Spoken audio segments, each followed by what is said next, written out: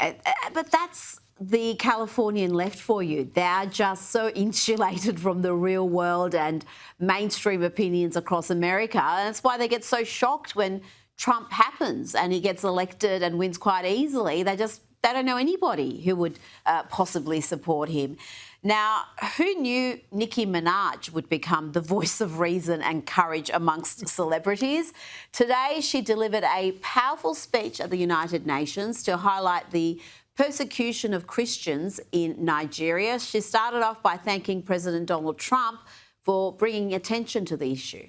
I would like to thank President Trump for prioritizing this issue and for his leadership on the global stage in calling for urgent action to defend Christians in Nigeria, to combat extremism, and to bring a stop to violence against those who simply want to exercise their natural right to freedom of religion or belief.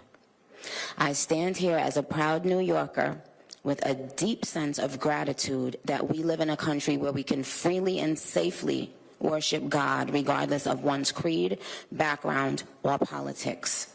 And Nicki Minaj spoke of the plight of Christians in Nigeria, thousands of whom have been slaughtered by Islamists. Faith is under attack in way too many places.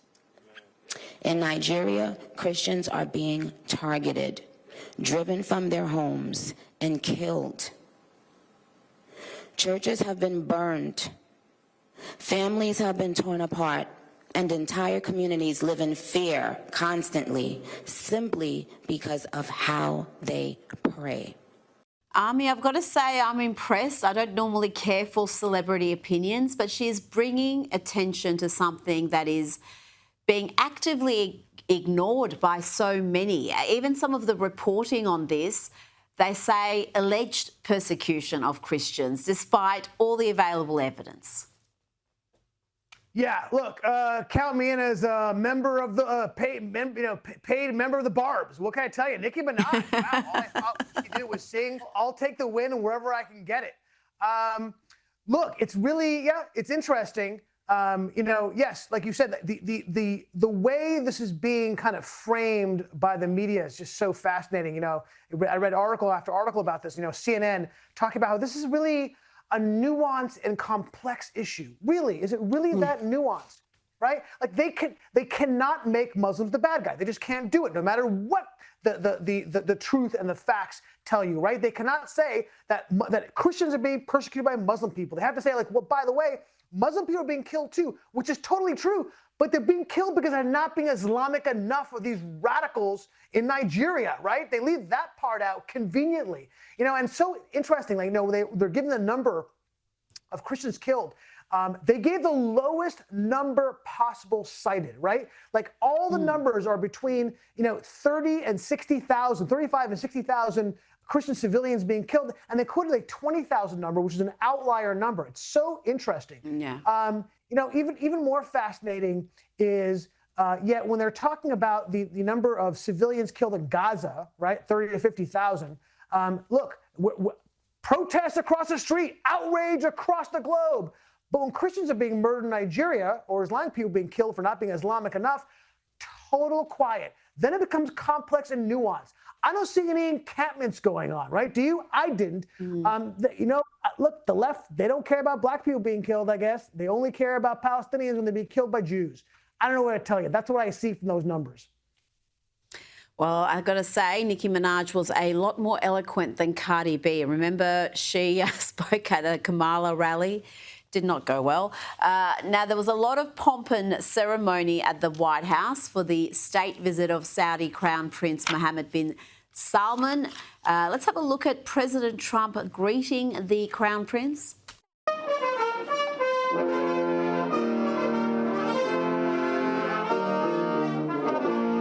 And they had fruitful discussions with the Crown Prince announcing a massive boost to investment in the US.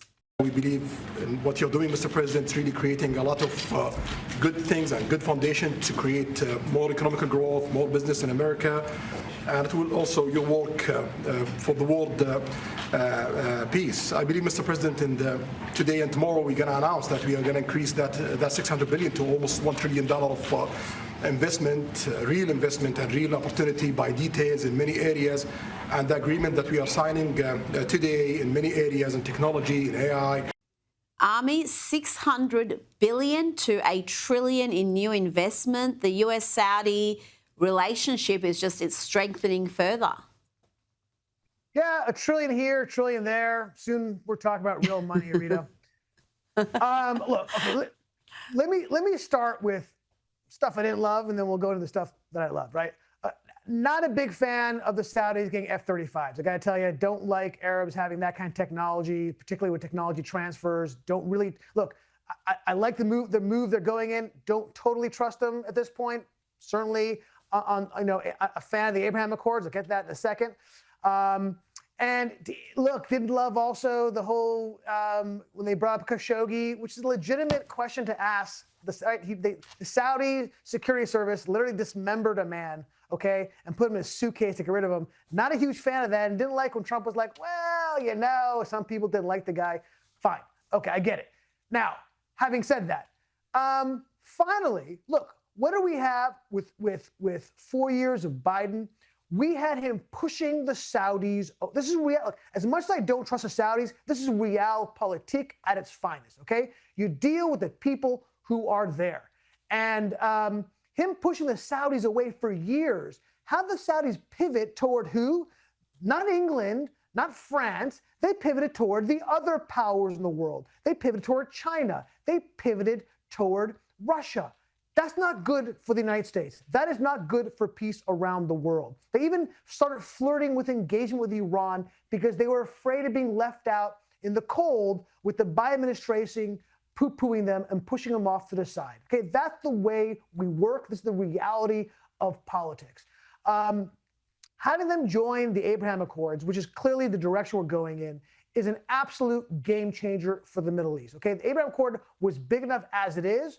And let's be honest, the Gulf states would not have signed up without Saudi assent. But the Saudis have actually put their name on normalization with the state of Israel is something massive, and also puts the Palestinians in a difficult position and will lead toward an eventual peace between the Palestinians and the Israelis, okay? Instead of what we had during the Biden administration, the Houthis continuing to bomb all across the Middle East because they were out of control because he would not support the Saudis in his war against the Houthis.